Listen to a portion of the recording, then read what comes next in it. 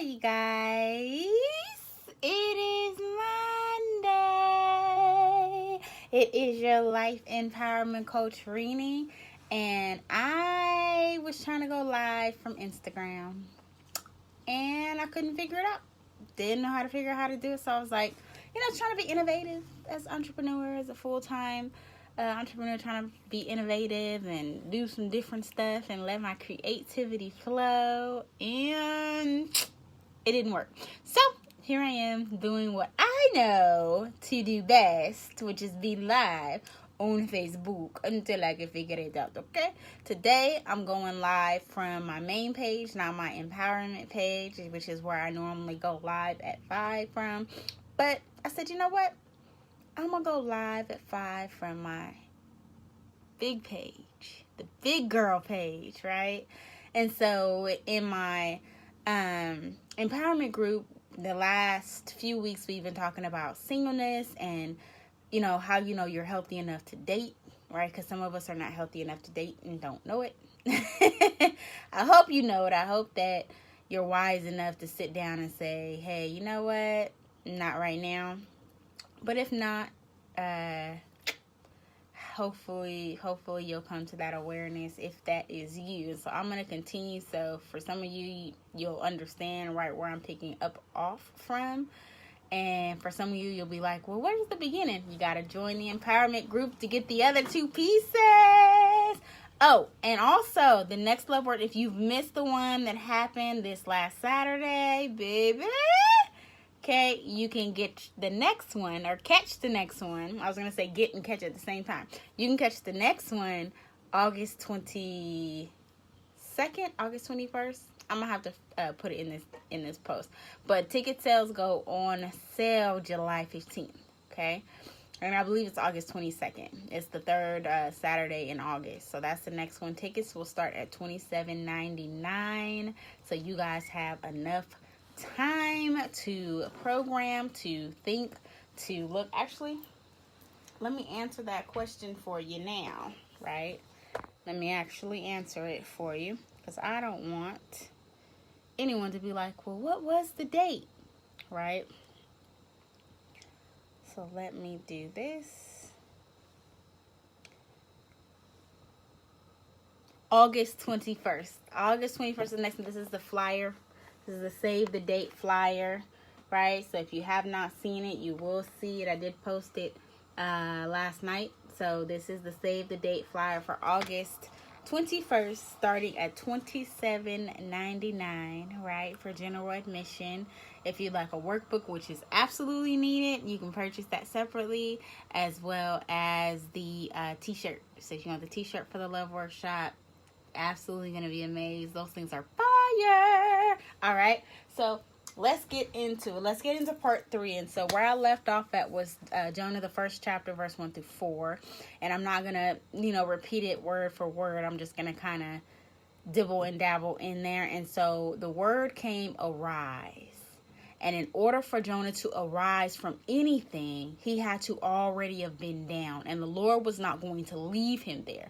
And so Jonah had a call on his life. And if you know anything about God, it doesn't matter where you're at, or even if you're running from God, he will still come find you. And so in order for God to build you, right, you have to be in a true single place, right? So I say arise in your single place and stop being beat down by it, because the call to be single is never about you in the first place, but it's about the deliverance, right? So there's some things that God needs to deliver you from, and unless you're in that single place, you wouldn't let him deliver you out of the hurt, out of the turmoil, out of the pain, out of the turbulence, out of the things that you've went through in your relationships, right? Until you get by yourself and he can really focus on you, right? And you can really focus on him. There's no distractions. There's no people in the way, right? And so at this time when I was single, right? I'm not single anymore, but when I was single, God didn't have time to play with me in that single place, right, at the bottom of the boat. Jonah was talking to Nineveh, right, which was a great city.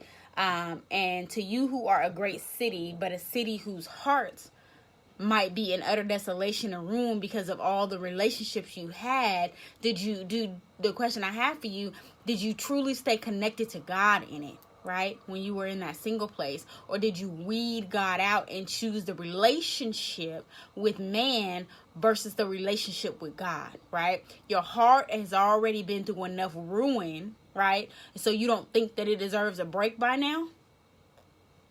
You don't think it deserves a break by now? And so you think that it deserves some more TLC from somewhere else instead of more TLC from you and God. And so you might find that you keep putting yourself in the battlefield, wondering why it keeps getting hurt, why it keeps getting broken, why it keeps getting taken advantage of, right? You won't be single long enough for God to heal you. For me, I had to sit 4.5 years. And so you don't think I got lonely? You don't think I got tired of seeing people happy in relationships, wondering why, God, why are they happy, and why do they get to be in a relationship and I'm here by myself? I thought that it would because I was damaged. But no, I wasn't healed yet at that point. I wasn't healed enough to date, right? And so I can tell you that in my singleness, it actually blessed me, right? During my time of singleness, God showed me my worth and my value, and I leveled up. And I had to allow God to shape me and mold me into who I am today. Otherwise, had I gotten to the relationship that I'm in now, I would have been a whole hot mess. I would have been a piece of who I was supposed to be. Right? He would have got the unhealed version of me. He would have gotten the broken down, desolate version of me. He would have got the angry and bitter version of me. Right? So let me tell you, right? You don't get this version of me without me going through my singleness and my season of healing. It hurt, and it hurt to be single. Right? A lot of times, I'm happy. I'm happy being single. And you can. It's hot in here, y'all. You can be happy being single. Right? There's nothing that you have to do outside of yourself. You don't have to cook for anybody, get dressed. You don't have to do any of that, right? I always say if you get dressed for anybody, get dressed for you, right? It's always going to boil over into everywhere you're going or whatever relationship that you're in, right? Get dressed for you. You got to want to be cute for you. Right? You got to want to be cute for you, right? And so I had to make a choice to heal. And so if it took me 4.5 years to do it, so what? Right? I had to make the mature decision that I did not want to take the baggage of my past into my new season. And so God told me that he wanted to bless me and take me to a new level, but I was too heavy, right? I had too much stuff. I had too much baggage, right? You have to learn to unpack the pain of your past if you're going to have a successful next relationship. And that person that you're going to court has to have done the same level of heart work. It can't be you doing a hard work and you get that person and now they coming to you with all their baggage, right? You're never going to get to a point when you come into a relationship where there's nothing, you don't face any issues or there's things that may not come up, right? You're not going to have that. You and the other person are two separate people. So you're going to have things that come up. You're still going to have things that trigger you. But the goal is to get through most of that stuff, right? That you can't while you're by yourself, while you don't have any distractions, while you don't have anybody else pulling for time, while you don't have anybody else looking for anything from you. The only person that you have time to give to is yourself, right? And so for me, I knew that I was too valuable to be hooked up with just anybody. I would say that that's what made it easy for me to stay single as long as I could. Because trust me, there was people that approached me. There was people that approached me. It was some people that weeded themselves out 5 text messages in, right? Because it was a gentleman that approached me. He was a nice gentleman. Very nice, well-dressed. 5 text messages in, it was, do you wear sundresses? And I said, oh, I know where this is going. And I said, you know what, sir? Thank you so much for giving me the opportunity to get to know you. But I'm going to have to pass this by. You're a little too advanced for me. And so his response was, oh, well, how old do you think I am? And so he completely missed it. It had nothing to do with his age. It was the conversation. You don't even know how to spell my first name, right? Because anybody who knows me knows I don't have a normal spelling for my name. But you don't even know how to spell my name. And you asked me if I like to wear sundresses. 5 texts in. You haven't even established that that's how I like to be addressed. You haven't even established that that's how I like to be talked to. Do you wear sundresses? Y'all know where that going. Somebody asks you, do you wear mini skirts? You wear shorts? You wear bathing suits? brother, your mind is on the wrong thing, right? And so I was too valuable to be hooked up with just anybody, right? And so singleness taught me this, right? I put my time in to heal and not be broken. And I put my time in with God, right? Walking around unhealed is selfish, right? So why would you not want to be healed? Why would you not want to be whole? Better yet, why would you not want to smile again? Y'all see my smile, right? It's very infectious. I have a very beautiful smile. I know that, right? Somebody coming up to me like, oh, you have a beautiful smile. I know that. Thank you. You know what I mean? I don't say that. I'm not rude.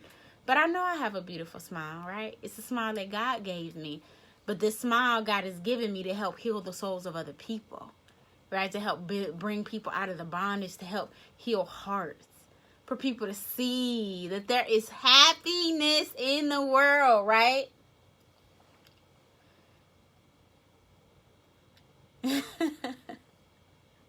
I love y'all. Let me tell y'all.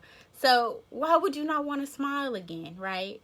And some of you were like, I don't want to smile right now. So you mean to tell me that being single and healing is being worse than being broken? That's what you're saying when you're like, oh, I don't want to smile right now. I'm too bitter. I'm too mad. I'm too upset. I'm too heartbroken. That's what you're saying. You're saying, being single is worse than being broken. For you to smile again, for you to get back to the heart of who you are. Brokenness is not better. It's still you being in your bitter mindset. And so I pray the blood of Jesus heal you and wrap your mind up so far in God that you run from anything that is not meant for you, right? Haven't you been hurt enough? Haven't you been through enough pain? You got to try singleness because it'll bless you, right? I spent 4.5 years being single and it blessed me. I was able to get through so much stuff. I was able to heal and undig, right? So when you're single, you get to really learn who you are in God, right? It's one of the most beautiful places that you can find yourself because my strength in God came from my singleness. So are you single, right? God says, are you available for me, right? Because he wonders if he has any possibilities to be your savior, your knight in shining armor. Are you single, right? Being single means you stop giving just anybody the time of day. And the reason why you keep ending up single in your heart in desolate places is because God will have no other gods before him. And until you stop putting Jim Curry in front of God, and until you stop making Mark Hampton your God, God will never let you get the glory in your relationships the way that you want to. And I was just telling some of my clients this the other day, right? If you join in and you get in a relationship with the mindset of, oh, I'm going to win at love. I'm just going to win. And you can. But the thing is, love sometimes is also a losing thing. You're going to lose pieces of who you are. Right? So if you're not willing to give up, you're not willing to compromise, right? Successful relationships take you compromising. It's not always just about you. You're going to have to give up some of your time. It's going to require some of your finances. It's going to require you leaving your home sometimes, right? So God didn't make you to lift your hands to someone and worship someone just because they took you out to eat. Or because they gave it to you the way that you wanted to in the bedroom, right? Sorry, we're going to be real. This is what I do on Mondays. I'm real with my group, right? We're going to be real. You're my king and you're washing his feet, right? But the last time your tears were at Jesus' feet was because the man you made your king caused them, right? But we don't want to be single. We don't want to heal, right? We just want to cry. We just want to pout. We just want to say that we're not alone, right? And so it wasn't until I got into a place of saying to God, right? And this was before I got into my relationship, but it wasn't until I got into a place of saying to God, you know what, God, if it's just me and you, God, if you don't have anyone for me, I'm fine, right? If you have called me to a life of singleness with you, I'll be okay, right? And so you have to stop settling for half-seas because you are a whole queen. Because if you'll be real, even when you've really been single, right? you're single, but you might still look, right? And so I found myself walking around at one point like, God, what about him? God, what about him? Well, what about him, right? And he would tell me no. And he would tell me why. And he would say, that person is not going to value you. And you're more valuable than that, Irene, right? That's not even what you want, Irene. You just don't want to be single anymore, right? You just want a relationship, right? And so I had to continue to work on my relationship with God. No one has ever treated me so sweet as God has, because I was obedient and I made myself available to him to be in a relationship with him where the lonely nights didn't matter anymore. And I had made my nights where the other half of my bed was filled with clothes, right? Nobody but me and the clothes had laid there. And so I slept with my Bible in my arms on a many a night, right? Squeezing it with all my might, right? And it brought me comfort. And I no longer had the need of having someone there just for the sake of saying that I had someone there, when God was there by my side the whole time, right? And so this concludes today's little snippet. I come on here sometimes 15, 20 minutes.